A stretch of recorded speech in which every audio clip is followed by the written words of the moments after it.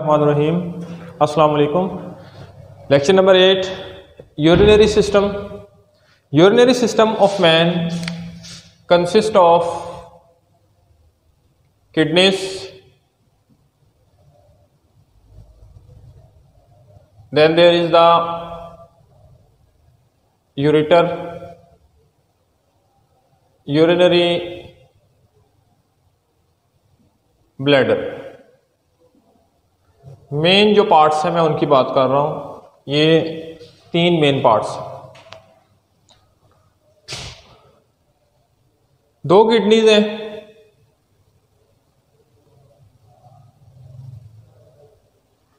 जो right kidney है, this one is the right, this one is the left. जो right kidney होती है वो थोड़ी सी इंफीरियर होती है as compare to the left one जो कि सुपीरियर होती है। उसकी वजह ये है कि राइट किडनी के ऊपर लिवर का राइट लूब आता है, जिसकी वजह से राइट किडनी की पोजीशन थोड़ी सी इंफीरियर होती है, मतलब नीचे होती है। दोनों किडनीज को एक आर्टरी है ब्लड सप्लाई करती है। फॉर एग्जांपल ये आर्टरी है, ब्लड सप्लाई कर रही दोनों किडनीज को, that is called as renal artery.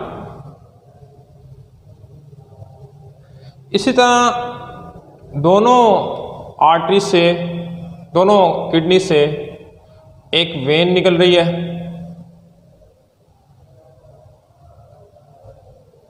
ये ब्लड को कलेक्ट करती है दोनों किडनी से। This is called as renal vein. So renal artery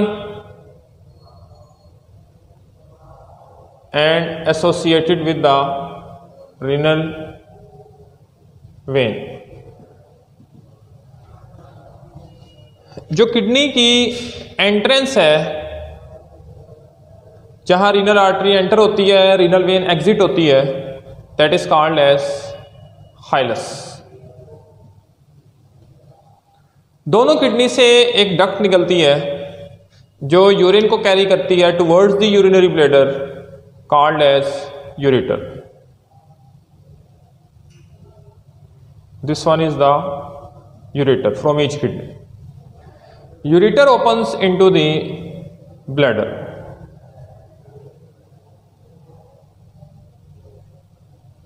urinary bladder.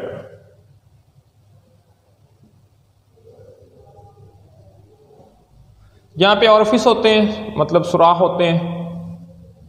जब यूरेटर में आने वाला यूरिन इसको प्रेस करता है तो ये ओपन होते हैं, यूरिन नीचे इनटू द ब्लैडर कैरी होता है। यूरिनरी ब्लैडर के एंड पे यूरिथ्रल ऑरिफिस है, यूरिथ्रा। फिर इनमें और आगे अगर फीमेल है तो वहाँ पे सर्विकल रीजन है, वजाइनल रीजन है, तो वहाँ से यूरिन जो है यूरिथ्रल ऑरिफिस के थ्रू बॉडी से बाहर आता है, थ्रू यूरिथ्रा। इनफैक्ट अगर मैन की बात करें, मेल की बात करें, तो उसके अंदर यूरिनोजेनिटल डक्ट आती है, और यूरिनोजेनिटल डक्ट पेनिस में मौजूद यूरिथ्रा के जरिए यूरिन को जिस्म से बाहर निकाल देती है। स्टूडेंट्स, ये तो बात हो गई एक्सटर्नल जो भी स्ट्रक्चर है यूरिनरी सिस्टम का, उसके बारे में। अब अगर हर किडनी को हम देखें, एक किडनी की अगर हम बात करें, this is a kidney, it consist of 2 parts। The outer one is called as cortex and the inner one is called as medulla। Medulla के अंदर कुछ pyramidal parts हैं, इनको नाम देते हैं pyramids। और pyramids का जो सराउंडिंग रीजन है, that is called as pelvis। The most concentrated and the deepest part of the kidney is called as pelvis। Each kidney consists of structural and functional unit called as nephron। Some of the nephron, they are present in the cortical region most of the nephron they are present in the at the junction of the cortex and medulla। मतलब ये कुछ nephrons हैं, ये सिर्फ cortex में, ये ज़्यादातर जो नेफ्रॉन्स हैं वो कॉर्टेक्स और मेडुला के जंक्शन पे हैं। मतलब उनका आधा पार्ट कॉर्टेक्स में और आधा पार्ट मेडुला में। Glomerulus, Bowman's capsule, proximal convoluted tubule, distal convoluted tubule ये कॉर्टेक्स में होते हैं, लेकिन उसका जो लूप ऑफ हेनले और कलेक्टिंग डक्ट वाला पार्ट है वो मेडुला में होता है। ऐसे नेफ्रॉन्स को हम नाम देते हैं जक्स्ट्रा मेडुलरी नेफ्रॉन, और जो कॉर्टेक्स में उनको हम नाम देते हैं कॉर्टिकल नेफ्रॉन्स। हर किडनी के अंदर तकरीबन 1 मिलियन के करीब नेफ्रॉन्स पाए जाते हैं। So nephron is the structural and functional unit of kidney. तो इनकी दो टाइप्स हैं, एक है कॉर्टिकल नेफ्रॉन जो कॉर्टेक्स में, जैसा कि ये जनरली मैं शो करना चाह रहा हूं position, and second one juxta medullary nephron. They are present at the junction of cortex and medulla. अब जो बात होने लगी है वो जक्स्ट्रा मेडुलरी नेफ्रॉन की होगी। पहले स्ट्रक्चर पढ़ते हैं, नेफ्रॉन का स्ट्रक्चर क्या है, कौन कौन से पार्ट्स हैं, पहले कौन सा आता है, बाद में कौन सा आता है। देन हम उसकी फिजियोलॉजी पे आते हैं, काम क्या नेफ्रॉन का हमारी बॉडी में, हमारे लिए वो क्या काम कर रहे हैं। So let's have a structure of the nephron. सबसे पहले ये कप शेप स्ट्रक्चर है, इसको बोवेंस कैप्सूल बोलते हैं।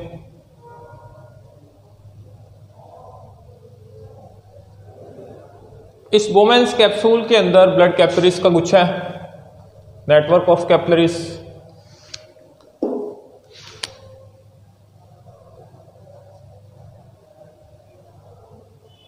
ये जो नेटवर्क ऑफ कैपिलरीज है इसके लिए वर्ड यूज होता है ग्लोमेरुलस, और इन दोनों को रीनल कार्पसल्स भी बोलते हैं।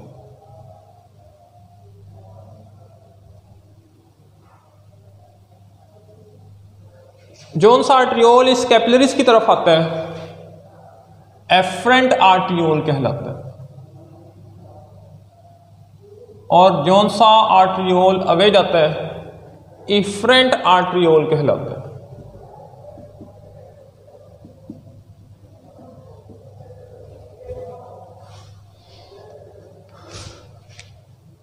वोमेंस कैप्सूल के बाद ये कन्वोल्यूटेड ट्यूब्यूल्स है।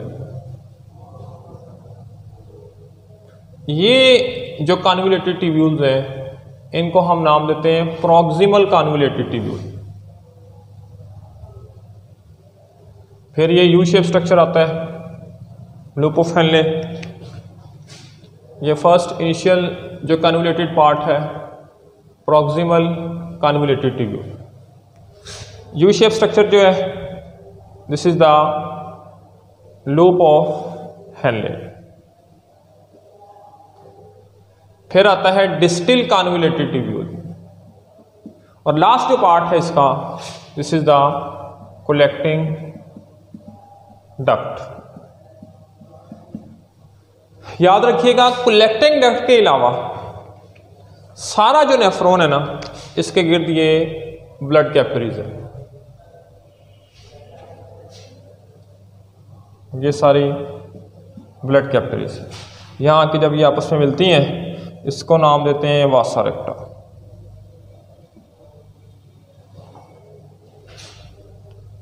ये जो ब्लड कैपिलरीज ने सारी नेफ्रॉन ट्यूब्यूल्स को घेरा हुआ है इसको हम नाम देते हैं peritubular capillaries. So these are the, peri means इर्द गिर्द सराउंड करना, पेरीट्यूबुलर कैपिलरीज। अब आते हैं नेफ्रॉन की फिजियोलॉजी पे। इनफैक्ट किडनी का जो फंक्शन है वो नेफ्रॉन का फंक्शन है, because kidney you know already mention consist of the nephrons. two major functions they are performed by the nephron or the kidneys, osmoregulation and excretion. अभी जो बात हम करने लगे हैं इसके एंड पे आप देखेंगे कि कैसे किडनी ने ऑस्मोरेगुलेटरी ऑर्गन के तौर पे भी काम किया और इसके साथ साथ एक्सक्रीटरी ऑर्गन के तौर पे भी काम किया।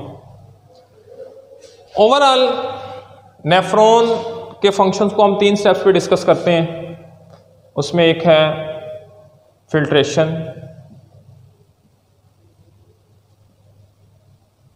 सबसे पहले फिल्ट्रेशन होती है, देन रीअब्जॉर्प्शन है और फिर तीसरे नंबर पे है सेक्रीशन।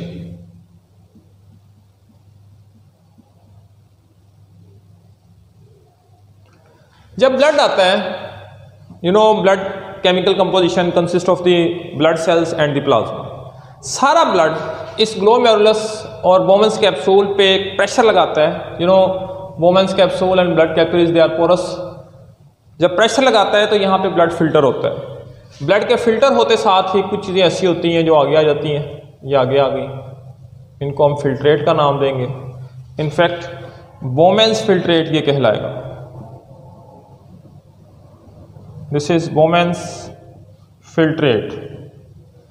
अब जाहिर बात है इस फिल्ट्रेट में वो मॉलिक्यूल्स होंगे, वो चीज़ें होंगी जिनका साइज छोटा है। आरबीसीज, डब्ल्यूबीसीज, प्लेटलेट्स, प्रोटीन्स, ये तो आगे आ ही नहीं सकती ना, ये मैक्रो मॉलिक्यूल्स हैं, इनका साइज बड़ा है। जो चीज़ें आगे आएंगी इसमें शामिल है ग्लूकोज, अमाइनो एसिड्स,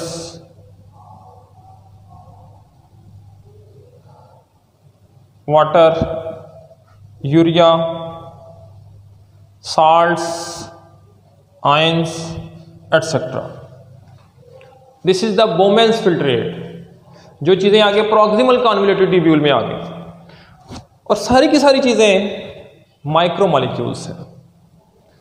अब बात कुछ इस तरह से है कि ग्लूकोज और अमाइनो एसिड स्पेशली ये दो ऐसी चीज़ें हैं जो बॉडी के लिए कंप्लीटली फ़ायदेमंद है। इनका जिस्म से बाहर निकल जाना बॉडी के लिए नुकसानदेह हो सकता है, इनका सारा बॉडी के लिए रीअब्जॉर्ब होना बॉडी के लिए फ़ायदेमंद है। इसलिए ये दो चीज़ें एटलीस्ट याद रखिएगा, नॉर्मल कंडीशंस में, नॉर्मल सर्कमस्टांसेस में ये बाहर नहीं जाते। हाँ, एक डायबिटिक पेशेंट है जिसको शुगर है, हम वहाँ ज़रूर ये बात कर सकते हैं कि उसके यूरिन में ग्लूकोज आपको कुछ हद तक या काफ़ी हद तक मिल सकता है। लेकिन अगर एक नॉर्मल पर्सन का यूरिन एनालिसिस हम करें तो उसके यूरिन में ग्लूकोज और अमाइनो एसिड्स ये नहीं मिलते। हाँ, अगर रीनल फेलियर की कंडीशन है, मतलब किसी के किडनीज फेल हो गए हैं, वहाँ हम बात कर सकते हैं कि ग्लूकोज अमाइनो एसिड्स भी बॉडी से बाहर निकल सकते हैं। अब होता ये है कि जैसे ये चीज़ें प्रॉक्सिमल कन्वोल्यूटेड ट्यूब्यूल में आती हैं, ये प्रॉक्सिमल कन्वोल्यूटेड ट्यूब्यूल है आ गई, यहाँ मौजूद ब्लड कैपिलरीज ग्लूकोज को और अमाइनो एसिड को जज़ब करना शुरू कर देती है। इनफैक्ट इसको हम रीअब्जॉर्प्शन का नाम देते हैं। फर्स्ट टाइम ये चीज़ें भी एब्जॉर्ब हुई थी फ्रॉम द इंटेस्टाइन, अब दोबारा हो रही हैं, that's why this is called as reabsorption. So reabsorption of glucose, amino acids takes place in proximal convoluted tubule. कहा जाता है मोर देन 70% ग्लूकोज यहीं पे रीअब्जॉर्ब हो जाता है, more than 70%.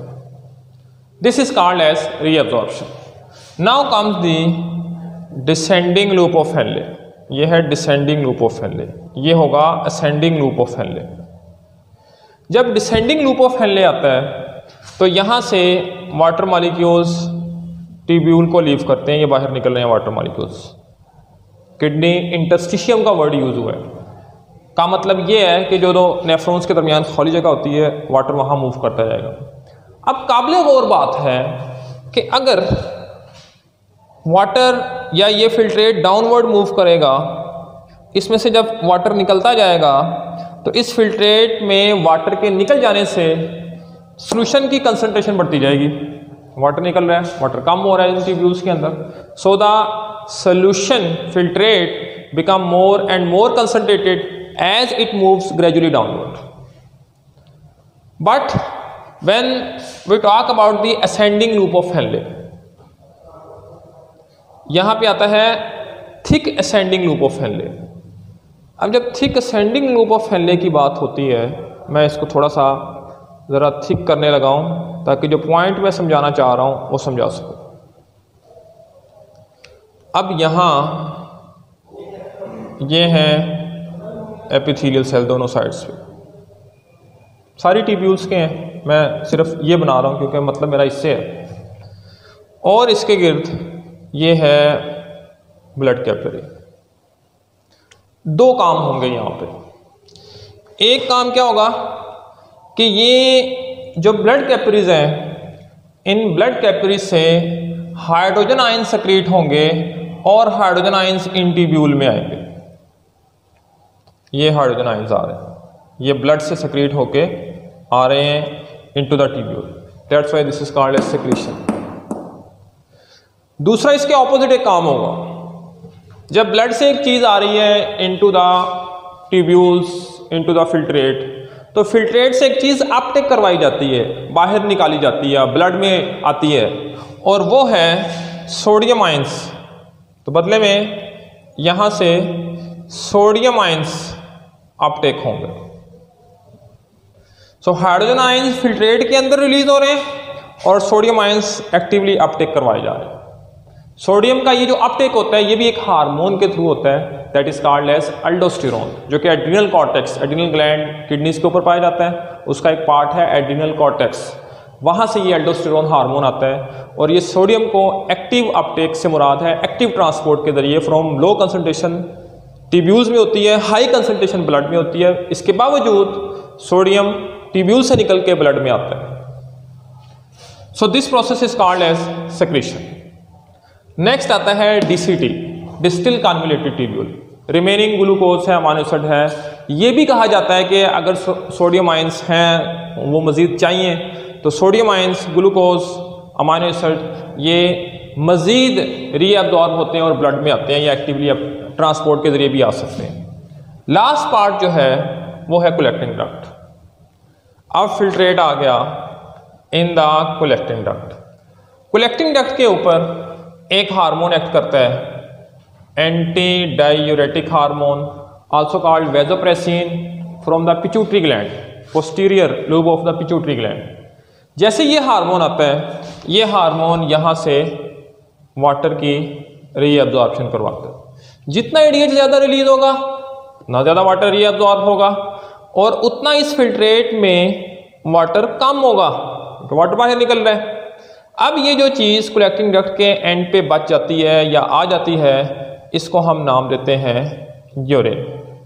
More secretion of the ADH, more reabsorption of water, but decrease the level of the water in the urine, that results in the production of the concentrated urine. Last point याद रखिएगा, यहां से लेके यहां तक इस filtrate में से कहा जाता है 99.5% वाटर की रीअब्जॉर्प्शन हो जाती है, यानी 0.5% वाटर सिर्फ बचता है जो यूरिन का हिस्सा बनता है। और यूं हम कह सकते हैं कि इस पूरे प्रोसेस में वाटर को, सोल्यूट आई मीन ग्लूकोज को, अमाइनो एसिड को, सोडियम आयंस को भी किडनी ने जितना चाहिए था अंदर मेंटेन किया और जितना एक्सेस में था उसको बाहर निकाला। यानी अगर वाटर ऑलरेडी बॉडी में ज्यादा है तो यहां से रीअब्जॉर्प्शन कम होगी और बाहर इसका रिमूवल ज्यादा होगा और डाइल्यूटेड यूरिन बनेगा, एंड वाइस वर्सा। इसी तरह ग्लूकोज, अमाइनो एसिड सोल्यूट हैं, इनका बाहर निकलना नहीं बनता, इनको रीअब्जॉर्ब करवाया जाता है। तो सोल्यूट और सॉल्वेंट की कंपोजिशन को भी मेंटेन किया जा रहा है, विच इज कॉल्ड ऑस्मोरेगुलेशन। और दूसरा, इस पूरे प्रोसेस में कहीं यूरिया एब्जॉर्ब नहीं हुआ बल्कि यूरिन के थ्रू बाहर निकला, which is the nitrogenous waste, which is called as excretion. In the end we can conclude that kidneys or the urinary system, they are responsible for the excretion as well as the osmoregulation. Thank you very much.